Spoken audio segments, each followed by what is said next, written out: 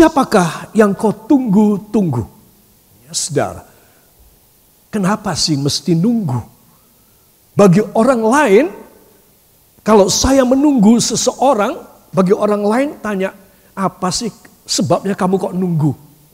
Ya saudara, saya ada di peron stasiun atau saya ada di airport, saya menunggu. Jam keberangkatan pesawat atau kereta api tersebut ditunda, saya tetap menunggu. Saudara. Nah, bagi orang lain, kenapa tinggal aja? Karena tidak ada yang spesial bagi orang-orang lain. Jadi mereka pikir, buat apa ditunggu? Coba, kalau mereka sendiri ada seseorang atau serombongan orang yang spesial yang mereka tunggu, saudara, mereka akan bilang, aku harus menunggu sampai datang dia. Aku harus menjemputnya. Saudara yang kekasih, jadi siapakah yang kau tunggu-tunggu? Jawabannya harusnya adalah seseorang yang luar biasa mencintai aku, yang sangat hebat dan luar biasa. Aku mau menunggu. Saudara, sampai kapanpun aku akan menantinya.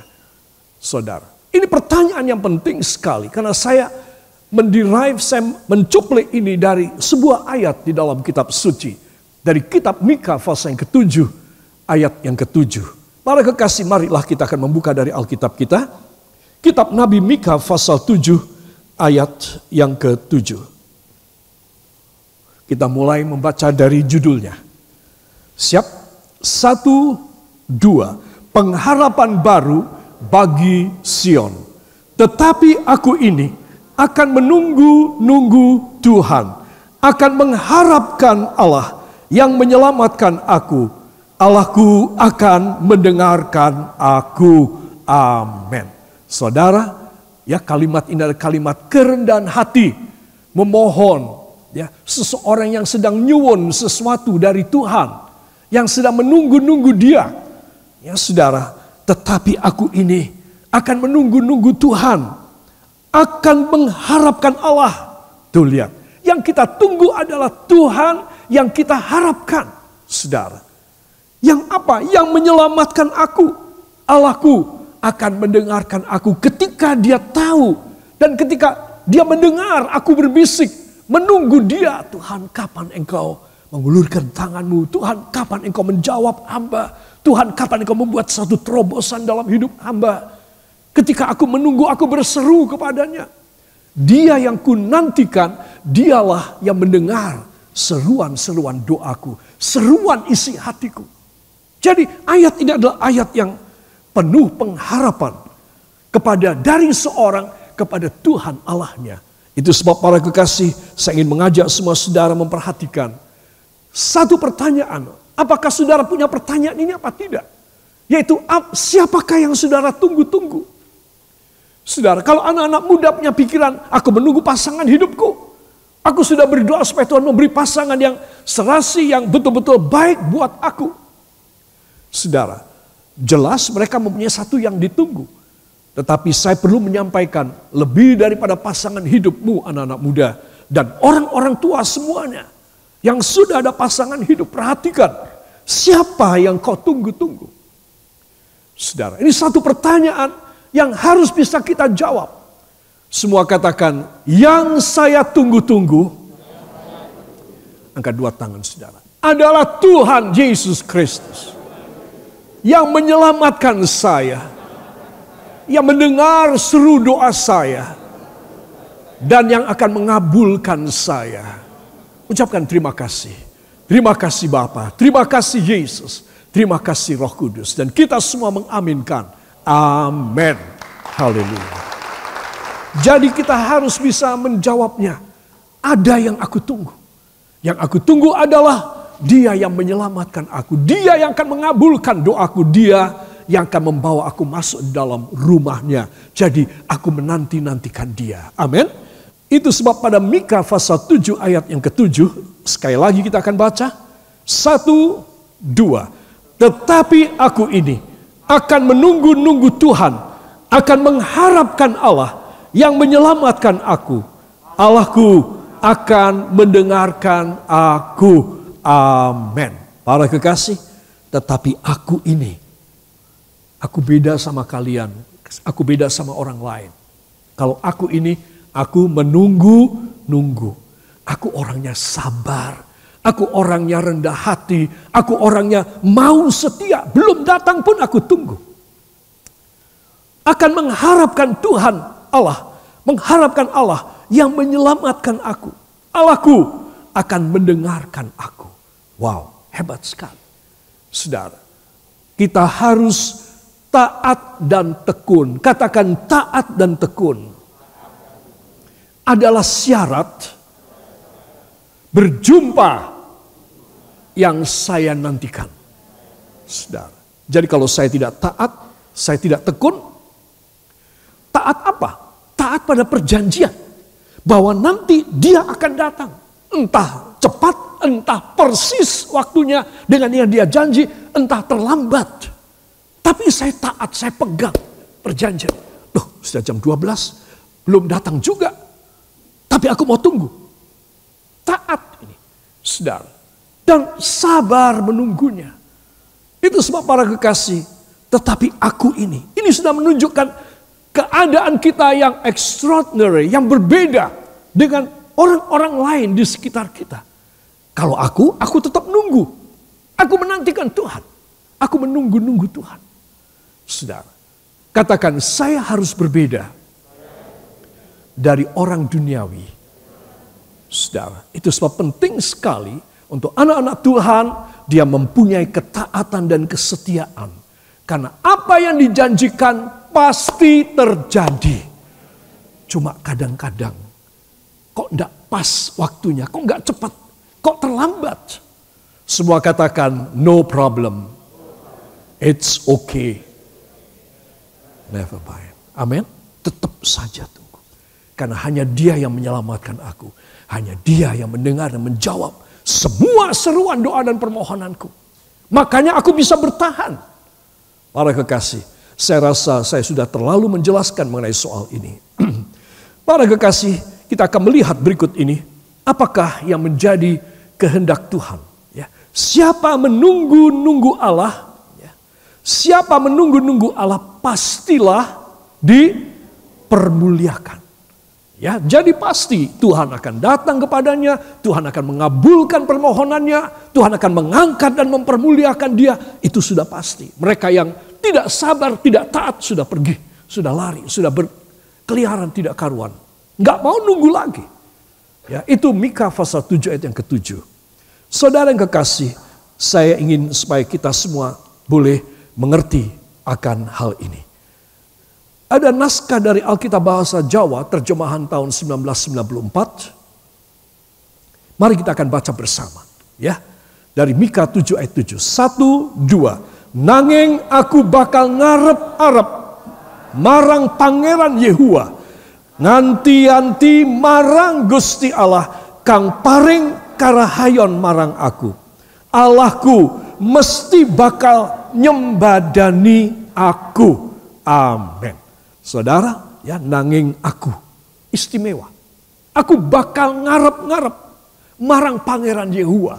Aku akan tetap menantikan Allah Yehova. Aku tetap nantikan. Saudara, nganti-anti marang Gusti Allah kang paring karahayon marang aku.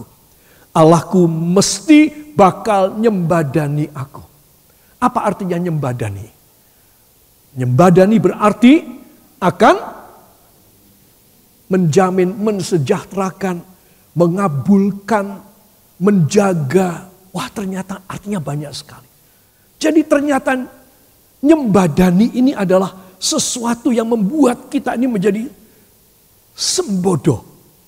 Membuat kita menjadi terjamin, sejahtera, terkabul. Para kekasih, perhatikan. Karena apa? Karena ngarep-arepnya aku terkabul. Kalau sampai arep-arepan saya tidak terkabul, wah, saya akan kecewa sekali. Hanya mereka yang taat kepada Tuhan dan percaya bahwa Gusti Allah kang paring karahayon marang aku. Allahku, teruskan, mesti bakal nyembadani aku. Beri tepuk tangan bagi dia. Hebat sekali. Jadi saya dan saudara, jangan kecil hati. Ya saudara, para kekasih, itu sebab saya ingin supaya semua saudara sadar. Tidak sia-sia, katakan tidak akan sia-sia bila saya taat dan setia.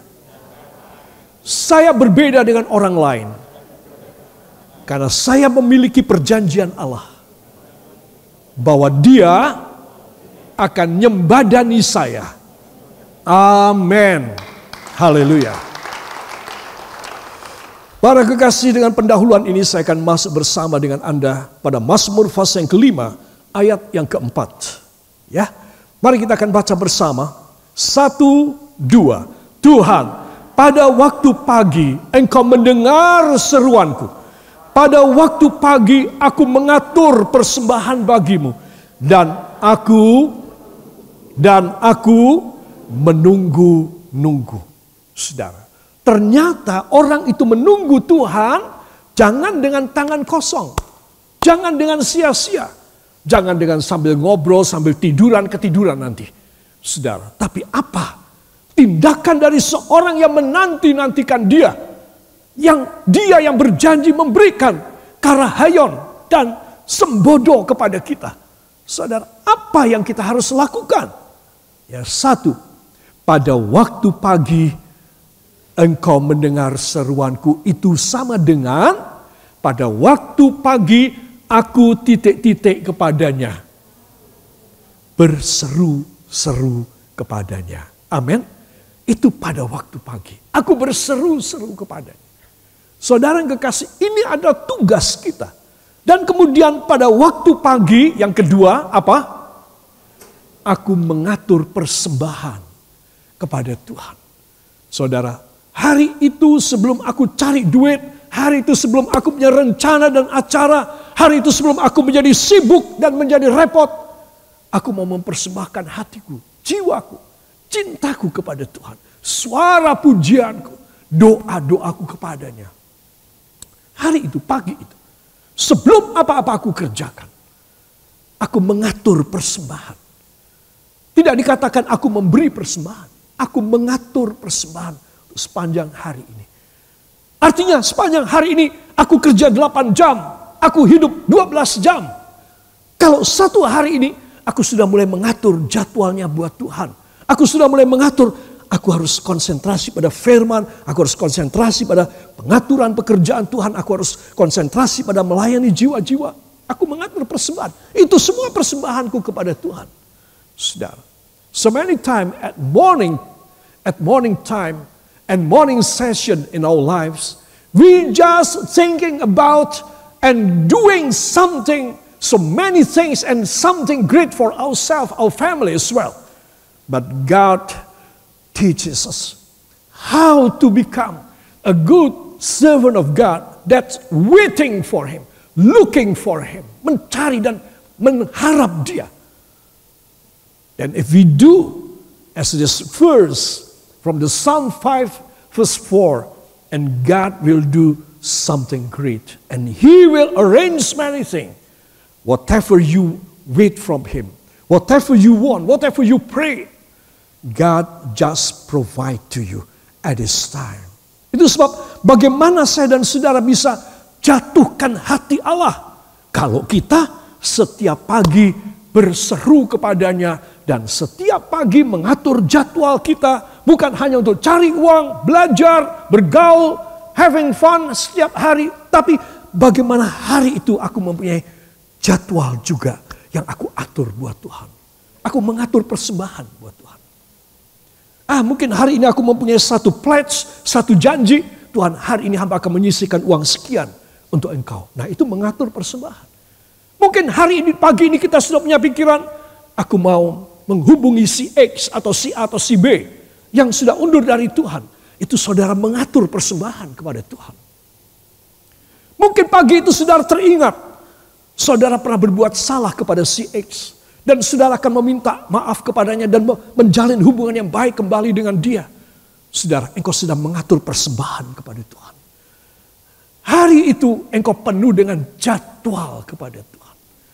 Kalau saya dan Anda mempunyai jadwal kepada Tuhan pada setiap hari, katakan saya harus memiliki jadwal kepada Tuhan Yesus setiap hari. dalam hidup saya, maka pastilah saya akan dipermuliakan. Saudara, pasti. Ini cara Tuhan. Jangan hanya repot cari uang saja. Jangan hanya repot mengatur anak saudara yang rewel. Wah, kalau saudara punya 7 anak rewel kayak begini, saudara, engkau jadi morat-marit tidak karuan. Sisihkan waktu dengan jadwal saudara buat Tuhan. Saudara mengatur persembahan sejak dari pagi. Saudara mengatur.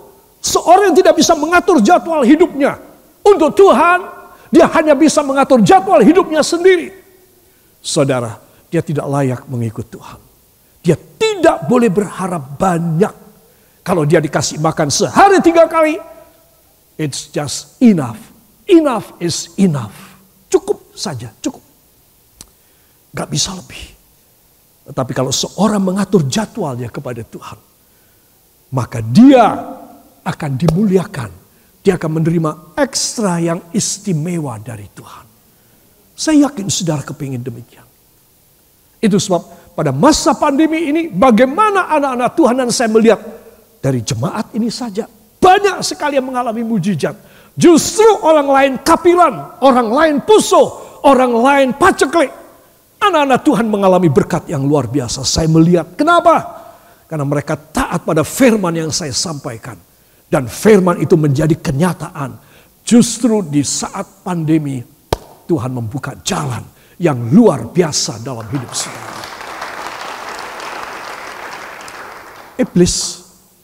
Iblis kecewa dan malu hati. Mundur teratur dari hidup saudara. Karena ternyata saudara, engkau hebat. Engkau sangat menanti kepada Tuhan. Dia mundur. Coba kalau saya dan Anda tidak dekat dengan Tuhan dan tidak mengatur persembahan kita dari pagi hari kepadanya. Yang kita pikir cuma gimana aku having fun today. Bagaimana aku bisa senang-senang dengan kawan-kawanku. Aku bisa mengentertain diriku sendiri. Mumpung aku masih hidup. Belum kena COVID, belum mati karena COVID. Saudara perhatikan baik-baik. Engkau tidak boleh menyia-nyiakan waktumu. Waktumu adalah untuk menunggu-nunggu Tuhan sambil mempersembahkan kepada Tuhan. Menunggu-nunggu Tuhan tidak dengan tangan hampa. Tidak dengan sekedar saudara rileks, nyantai, tidur-tiduran. Dengan sekedar saudara mau senang-senang dan menghabiskan waktu. Tidak. 1, engkau berseru kepadanya. 2, engkau mengatur persembahan kepadanya. Coba, Tuhan gak jatuh hati kayak apa sama orang kayak begini. Hari itu menjadi hari yang dahsyat buat orang ini. Bagaimana Allah sendiri ikut campur tangan dalam semua urusannya. Dan memberi hasil luar biasa dalam hidupnya. Ayo angkat tangan kanan saudara. Ya Tuhan Yesus, ajarilah hamba mulai saat ini untuk menunggu-nunggu Engkau. Sambil mengatur jadwal hamba setiap hari untuk bisa mempersembahkan kepadamu. Persembahan yang berkenan kepadamu. Dalam segala bentuk. Biarlah hamba mengatur waktu hamba. Sambil menantikan jawaban doa hamba. Dalam nama Yesus. Ucapkan terima kasih kepadanya. Terima kasih Bapa. Terima kasih Yesus. Terima kasih Roh Kudus. Dan kita yang percaya mengaminkan. Amin. Haleluya.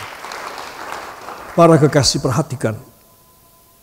Menanti-nanti Tuhan dari Mika 7 ayat 7. Mazmur 5 ayat 4. Ada 2 pelajaran besar. Yang pertama. Hidupnya berseru-seru dan mempersembahkan korban. Katakan hidup saya harus berseru-seru kepada Tuhan Yesus dan mengatur korban saya setiap hari bagi Tuhan Yesus. Ya, ini saya sudah jelaskan. Jadi hidupnya berseru-seru. Saya mau tanya, setiap hari berapa kali saudara berseru kepada Tuhan?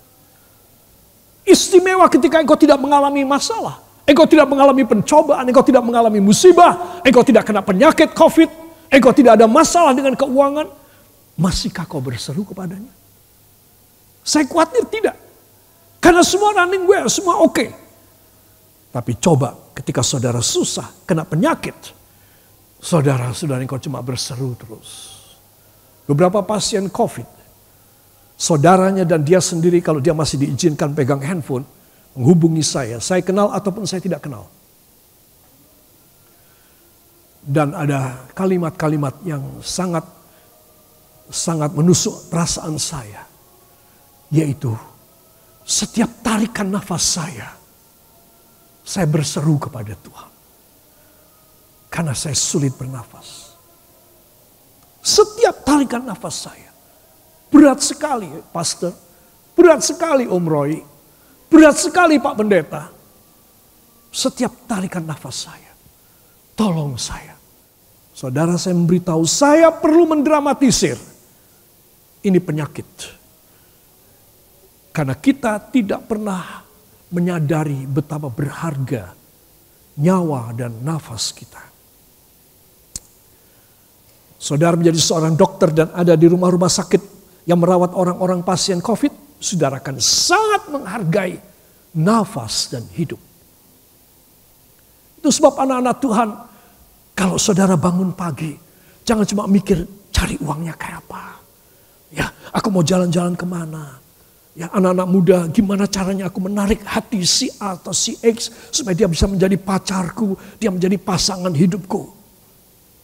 Saudara, engkau harus justru pagi hari mempersembahkan hidupmu. Ini adalah perkara yang penting nomor satu. Di mana Allah bisa menghargai, di mana Allah bisa tergerak hatinya. Supaya penantian nunggunya saudara dan saya membawa hasil yang luar biasa. Usahakan. Pelajaran yang kedua yang kita petik dari ayat yang tadi kita baca. Buang kefasikan. Ya, di dalam Mazmur pasal yang kelima ayat 4, saudara, buang kefasikan. Coba kita akan melihat ya. Mazmur pasal yang kelima ayat 4 sampai dengan ayat yang ke-6. Kita akan baca bersama dengan suara yang nyaring. Mazmur pasal yang kelima ayat 4 sampai 6. 1, 2. Tuhan, pada waktu pagi engkau mendengar seruanku. Pada waktu pagi aku mengatur persembahan bagimu.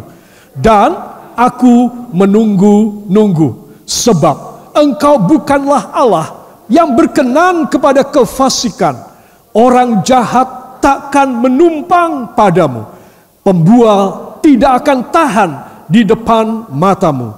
Engkau membenci semua orang yang melakukan kejahatan. Amin. Perhatikan para kekasih ayat yang kelima. Sebab engkau bukanlah Allah yang berkenan kepada kefasikan. Itu sebab pada bagian kedua, buang kefasikan. Ya. Kemudian kalimat berikutnya, orang jahat takkan menumpang padamu. Menumpang itu apa artinya? Ngawulo dan mempersembahkan hidup. Orang jahat tidak akan bisa. Karena engkau akan menolak orang jahat. Dan orang jahat tidak akan tahan melihat kemuliaanmu yang luar biasa. Terpental mereka. Jadi orang jahat tidak mungkin menumpang kepadamu. Tidak mungkin menumpang kepadamu. Kalimat ini dalam sekali. Kalau saya dan saudara tidak menyiapkan hidup kita berseru-seru setiap pagi kepadanya, saudara tidak membuang kefasikan, saudara, maka apa yang terjadi pada kita? Kita terpaksa senang gak senang numpang pada iblis, musuhnya Tuhan. Karena kita tidak bisa numpang sama Tuhan. Tidak seorang pun, kalau saya jelentrehkan, saya jelaskan, klarifikasi dan bikin penjelasan ayat ini, yang mau numpang sama iblis, tidak mau. Semua orang kepengen numpang sama Tuhan. Siapa yang mau menumpang sama Tuhan, katakan saya ingin menumpang pada Tuhan Yesus. Jelas. Engkau bukan orang bodoh. Itu sebab Anda dan saya harus tahu. Kenapa ya? Aku seperti orang sebatang kara. Terombang ambing tak karu-karuan. gentayangan kesana kemari, jatuh bangun ndak karu-karuan, jungkir balik. Seperti kata orang mengatakan kepala jadi kaki, kaki jadi kepala. Memangnya kita mau akrobat sepanjang hari. Saudara, buang kefasikan. Kemudian ayat yang ke-6. Pembual, katakan pembual. Tidak akan tahan di depan mata Tuhan. Kemunafikan, satu ya, di sini kita tahu, buang kefasikan. Kedua, pembualan. Apa sih arti kata pembualan itu apa, saudara? Membual itu artinya omong gede, ya, bohong. Itu termasuk dalam membual. Apalagi menarik perhatian orang supaya orang senang sama kita, padahal kita ini nol, tong kosong, berbunyi nyaring. Itu bualan, ya, saudara. Nah, jadi kalau saya dan saudara membuang kefasikan, membuang pembualan di hadapan Tuhan. Bagaimana contohnya saya membual di hadapan Tuhan? Saudara membual di hadapan Tuhan kayak apa? Tuhan, hamba mohon, kalau Engkau memberkati hamba, hamba akan mengembalikan persepuluhannya, hamba akan memberikan persembahan dari 90%, hamba akan ambil lagi untuk orang-orang yatim piatu, ibu-ibu janda, pekerjaanmu, dan untuk semua hamba-hamba Tuhan. Tapi saya tidak melakukan. Setelah Tuhan memberkati saya, itu namanya saya membual. Semua katakan PHP. Jadi ini pengharapan yang palsu, saudara. Itu sebab Anda dan saya harus tahu, pembualan harus dibuang. Kefasikan itu artinya kejahatan, keberanian. Keberanian kepada Allah itu namanya orang fasik. Kefasikan dan pembualan kepada Tuhan. Saudara, kalau kita bisa jujur dan tulus, apa yang pernah aku janjikan 2 tahun yang lalu atau 10 tahun yang lalu, Tuhan kasih ingat kepada hamba. Hamba sudah lupa apa yang hamba pernah janji kepadamu. Supaya hamba bukan menjadi seorang pembual di hadapanmu. Kita perlu introspeksi, mawas diri. Supaya kita boleh hidup berkenan kepada Tuhan. Haleluya. Pasti Allah membela dan memuliakan. Amin. Pasti. Saudara melakukan 2 hal ini, pasti Allah membela dan memuliakan. Luar biasa. Apa kerja saya, apa kerja saudara? Kita cuma datang kepada Tuhan. Bisa dipercaya sama Tuhan. Kelebihannya, selebihnya, Dia yang bekerja. Dia punya malaikat yang banyak untuk turun tangan, mengatur saudara, membela saudara, memberkati saudara, membuka jalan buat saudara, menghancurkan dan menumpas hambatan di depan saudara. Dan Dia punya kuasa, bilur-bilurnya dan darahnya menyembuhkan penyakit saudara. Mengampuni dosa-dosa kita. Kurang apa? Pasti Allah membela dan memuliakan. Mereka yang menanti-nantikan Tuhan pasti jaya. Katakan, bila saya menanti-nantikan Dia, teruskan, saya pasti jaya. Amin. Siapa yang mau angkat tangannya? Tuhan Yesus, hancurkan kefasikan hamba. Hancurkan pembualan hamba terhadap Engkau, terhadap pekerjaanmu. Dalam nama Yesus, aku patahkan segala pengaruh-pengaruh iblis. Aku mau keluar, tidak mau menumpang kepada iblis dan kawan-kawannya. Aku mau hidup benar, berkenan kepadanya, karena aku mau menumpang kepada Tuhan. Dalam nama Yesus, ucapkan terima kasih engkau yang percaya. Terima kasih Bapa, terima kasih Yesus, terima kasih Roh Kudus. Dan kita yang percaya mengaminkan. Amin.